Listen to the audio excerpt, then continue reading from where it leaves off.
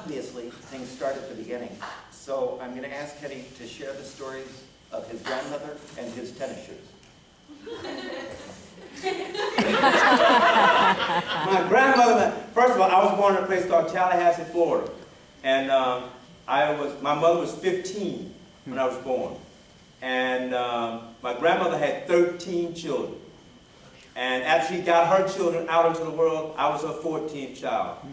My mother headed to South Florida to make a living for us as a single parent. She was pregnant, and she took my sister with her. I stayed with my grandmother, and that was the formative years of my life where I learned and grew a lot.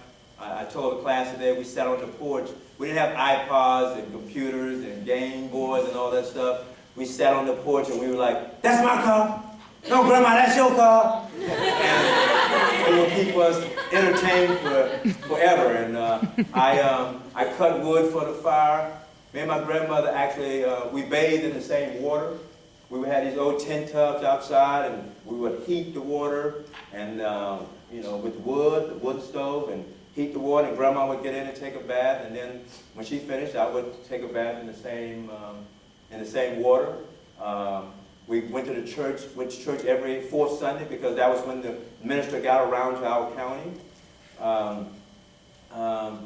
But my grandmother taught me to laugh and to cry, and said it's okay for men to cry. And she was indeed a wonderful woman. She passed away in 1992, and I spoke to a group with the opera last night, and I told them that I was a product of generational prayers. And my grandmother got on her knees to pray for a great, better life for a grandson, but she didn't know that I would have a career as a director and an actor. And this is a woman who wouldn't even go in hotels because they had glass elevators. So, but I am here because of her power of prayer. And I always knew that I was going to be a minister, a political leader, or something like that. So I find now that the arts, I'm a minister of the arts. Everything that I do is related to how do we make the world better, how do we touch lives, how do we change people. And when my grandmother died, she always told me to stay grounded. And at that time, I was wearing red Reeboks. And I wore red Reeboks with everything. And my grandma said, "Baby, if you're going to wear those tennis shoes, you're going to have to get some more colors." And so now I own about 150 pair of tennis shoes. And I wear them with tuxedos, I wear them with suits, I wear them with everything. And it's my way of reminding myself to stay grounded. When I go into the school systems and talk to young kids, they say, "Oh man, you got a new Jordans, you got a new LeBrons." And we start a conversation about tennis shoes, and we end up talking about life.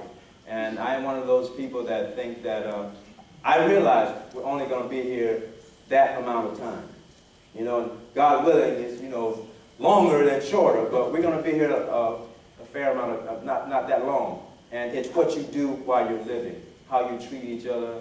And we all have our parts of the quilt to sew, but for me, it's in the arts, and everything I do is for a purpose in order to honor the memory of my grandmother and the way she raised her grandson. Great. Did I answer your question? Perfectly.